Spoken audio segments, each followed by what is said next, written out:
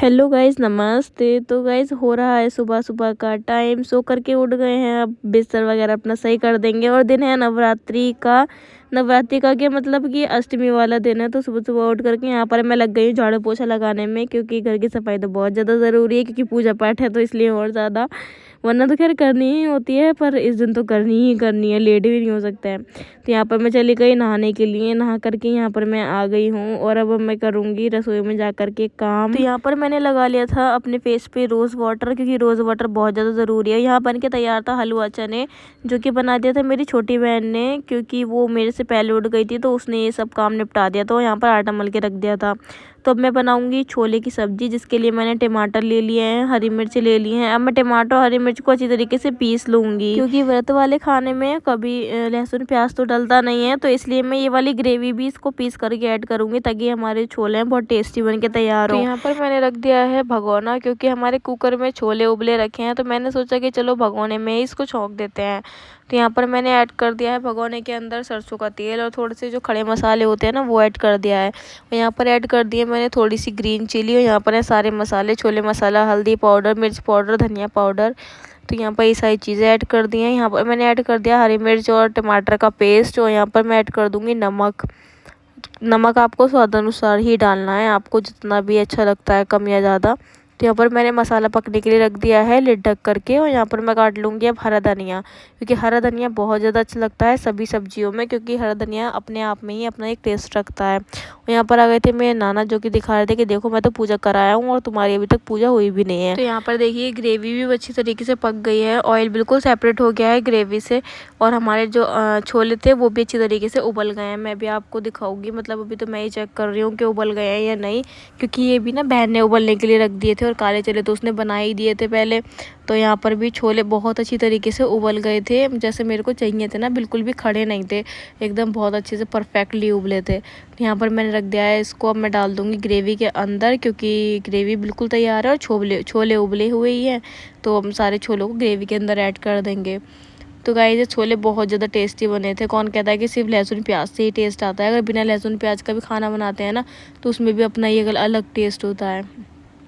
तो गाइस आपको मेरी ये ड्रेस कैसी लग रही है मुझे कमेंट करके ज़रूर बताना। ये ना पहले मेरी मम्मी की थी, फिर ये मैंने रख ली थी।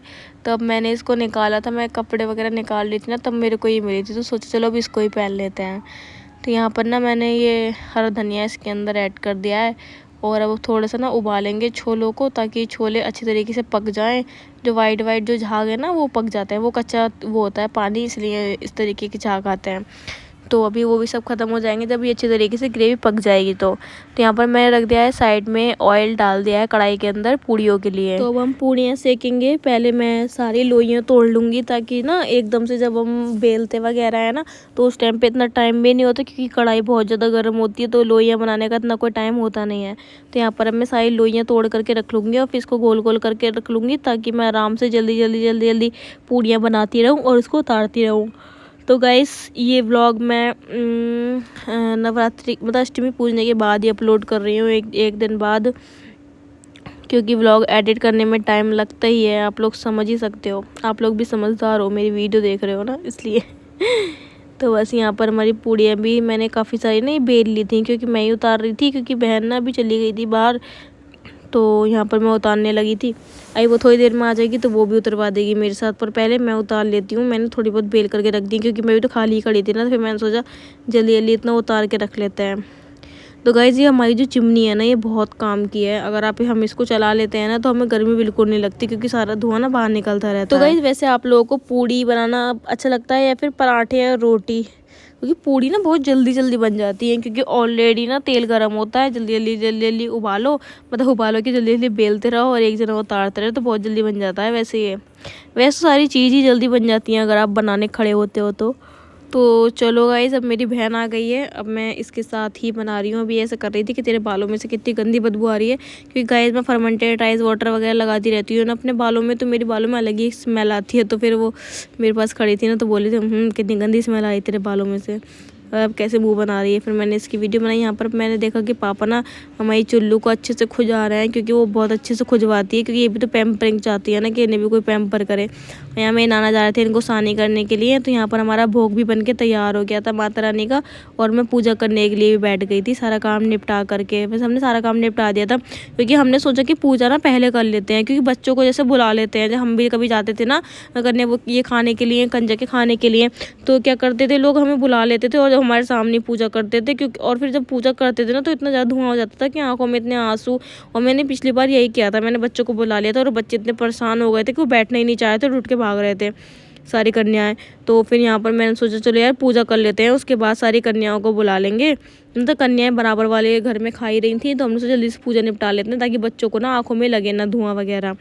तो मैंने और मेरी बहन ने सबसे पहले क्या करा, मैंने हमने सोचा कि पूजा कर लेते हैं जल्दी से, और हमारा खाना तो बन के तैयार था ही। फिर आराम से बैठ करके कन्याओं को आराम से खिलाएंगे। ऐसे क्या होता है ना, हम घर बिठा लेते बुला करके, और धुआं लगता है ना तो बच्चे खा भी नहीं पाते हैं और एकदम से चले जाते हैं कि दी धुआं लग रहा है, धुआं लग रहा है, धुआं लग रहा है आंखों में।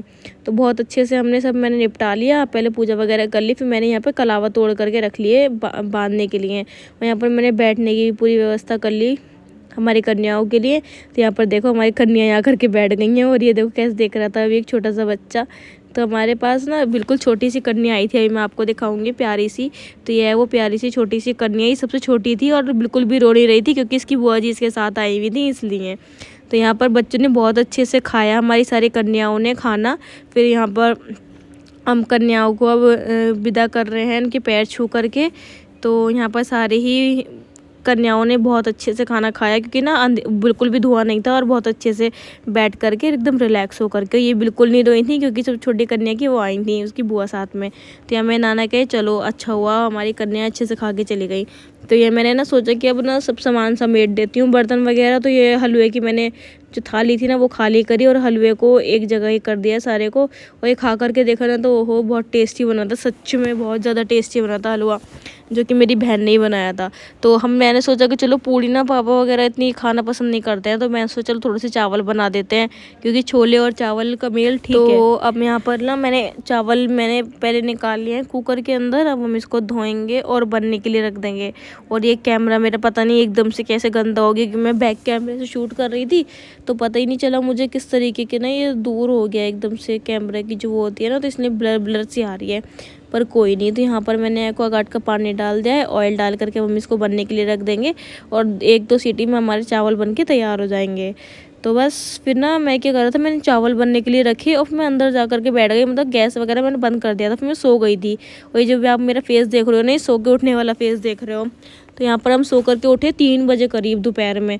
तो मैंने फिर मेरी बहन ने खाना खाया, क्योंकि हम भूखे ही ऐसे सो गए थे, इतनी तेज नींद आ रही थी बहुत ज़्यादा कि सुबह सुबह जल्दी उठ गए थे, तो फिर नींद आने लगी। तो फिर मैं और मेरी बहन दोपहर में सो गए थे, बाकी पापा वगैरह ने तो अपने आप करके खा लिया था। तो यहाँ पर फिर दोपहर में उठने के बाद हमने खाना वगैरह खा लिया। फिर शाम का टाइम हो गया चाय बनाने का।